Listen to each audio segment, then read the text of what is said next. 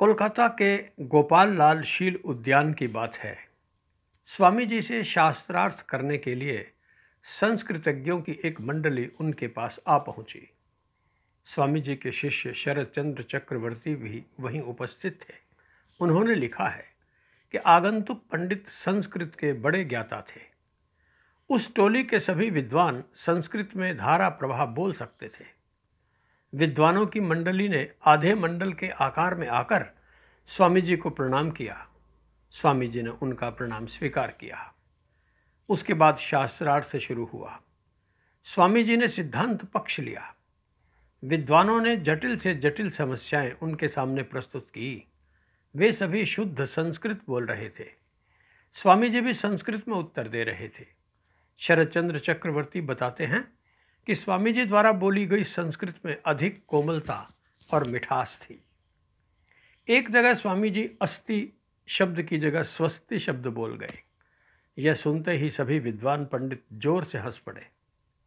विवेकानंद को अपनी भूल पता चल गई। उन्होंने तुरंत क्षमा मांगते हुए कहा, पंडितानाम दासो अहम क्षंतय मेतत् स्खलनम। मैं पंडितों का दास हूँ, व्याकरण की इस त्रुटि को क्षमा कीजिए। स्वामी जी की इस विनम्रता के आगे सब पंडित झुक गए। वे उन पर मुग्ध हो गए। वाद विवाद के बाद एक वयोवृद्ध पंडित ने टिप्पणी की कि व्याकरण में गंभीर बोध न होने पर भी स्वामी जी शास्त्रों के गूढ़ ज्ञाता हैं, गहन अर्थ दृष्टा हैं। बाद में स्वामी जी ने कहा कि पाश्चात्य देशों में गंभीर दार्शनिक चर्चा के दौरान व्याकरण की छोटी मोटी भूलों पर ध्यान देना असभ्यता मानी जाती है। पर क्या करें, यहाँ तो गूदे से अधिक ध्यान छिलके पर दिया जाता है। उस दिन उन्होंने अपने कुछ शिष्यों के साथ संस्कृत भाषा में संवाद किया। ऐसा वे कभी कभी कर लिया करते थे। वे कहते थे कि लंबे समय से विदेश रहने के कारण संस्कृत बोलने का अभ्यास कम हो गया है, अतः कुछ अधिक सावधानी की आवश्यकता है। एक गुरु भाई ने स्वामी जी से पूछा, आपने अमेरिका में वेदांत की धूम तो बहुत मचाई, किंतु गुरु रामकृष्ण परमहंस को अवतार के रूप में स्थापित क्यों नहीं किया? स्वामी जी बोले, वे लोग दर्शन शास्त्र की बड़ी महिमा गाते हैं, इसलिए पहले उन्हें दर्शन शास्त्र में जीतना जरूरी था। उसके बिना ना तो उनका अहम टूटता और ना ही वे मेरी बात सुनते। हाँ, जब वे सच्चे अन्वेषक के रूप में मेरे पास आते थे तो मैं उन्हें अपने गुरु की कृपा के बारे में बताता था।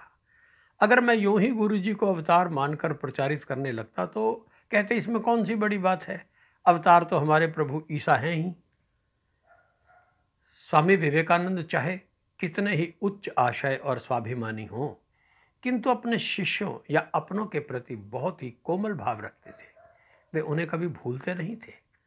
लैंड्सबर्ग के प्रति उनकी श्रद्धा और प्रीति असीम थी। इसी प्रकार वे कभी हेल बंधुओं को, हेल बहनों को, क्रिस्टीन को, निवेदिता को, गुडविन को, सेवियर दंपति को या अपने गुरु भाइयों को कभी नहीं भूले। विदेश में रहते हुए भी वे अपने सभी प्रियजनों के यहाँ लंबे समय तक ठहरे, किंतु वे अपनी क्षमता अनुसार उन्हें कोई ना कोई भेंट भी दिया करते थे। किसी को काश्मीरी शाल, किसी को कीमती गलीचा, किसी को मलमल या रेशमी वस्त्र या पीतल की सुंदर मूर्ति या कोई कलाकृति भेंट किया करते थे। इस प्रकार वे उनके साथ अपने हृदय की प्रीत व्यक्त किया करते थे।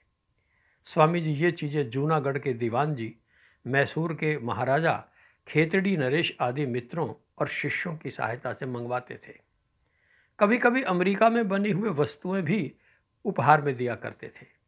भेंट दिए जाने वाले सामानों में कुश के आसन और रुद्राक्ष की मालाएं भी होती थी। उनके गुरु भाई की एक घटना बहुत हृदय स्पर्शी है। 18 फरवरी 1897 की बात है, जब स्वामी जी अमेरिका से सेवियर दंपति और गुडविन के साथ कलकत्ता आए तो उनके सब गुरु भाई और भक्तगण उनसे मिलने के लिए आए। स्वामी जी बाग बाजार में पशुपतिनाथ बोस के घर ठहरे हुए थे। उनके घर के बाहर उनके भक्तों और प्रशंसकों की अपार भीड़ थी। सब गुरु भाई और मित्रगण आ गए थे। स्वामी जी उनसे मिलकर बहुत प्रफुल्लित थे। सबसे मिलते मिलते उनकी आंखें अपने एक सहयोगी लाटू को खोज रही थी, परंतु वह कहीं नहीं दिखाई दिया। उन्होंने एक गुरु भाई से उसके बारे में पूछा भी, किंतु उस भीड़ और उत्तेजना में उसका पता कहीं नहीं दिखाई दिया।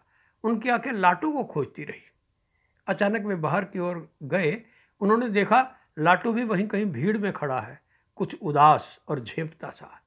उन्होंने लाटू को अपने पास बुलाया, पूछा, जब सारे गुरु भाई इधर अंदर मिलने आए तो तुम क्यों नहीं आए? लाटू सरल हृदय था। बोला, मैंने सोचा आप विदेशों में रहकर आए हैं, आपके साथ विदेशी मित्र हैं, विदेशी महिला भी है, पता नहीं आप मुझे पहचानेंगे भी या नहीं, इसी डर से मैं नहीं आया। विवेकानंद ने प्रेम से उसका हाथ पकड़ लिया। बोले, लाटू भाई, तुम अब भी मेरे वही भाई हो लाटू, और मैं भी तुम्हारा वही भाई हूं, पहले जैसा लोरेन। यह कहकर उन्होंने लाटू को अपने पास बैठाकर भोजन किया। विवेकानंद की यह उदारता देखकर लाटू का दिल भर आया। वे अपने मित्र से बोले, मैंने सोचा था कि इतनी सफलता पाने के बाद लोरेन भैया में अहंकार आ गया होगा, परंतु वे तो वही लोरेन हैं, बिल्कुल वही लोरेन। शायद यही संकेत समझकर विवेकानंद ने भारत में आकर अपनी पश्चिमी वेशभूषा बदल डाली। वे उसी पहले जैसी 2 रुपए वाली शाल और 2.5 रुपए वाले जूते पर आ गए।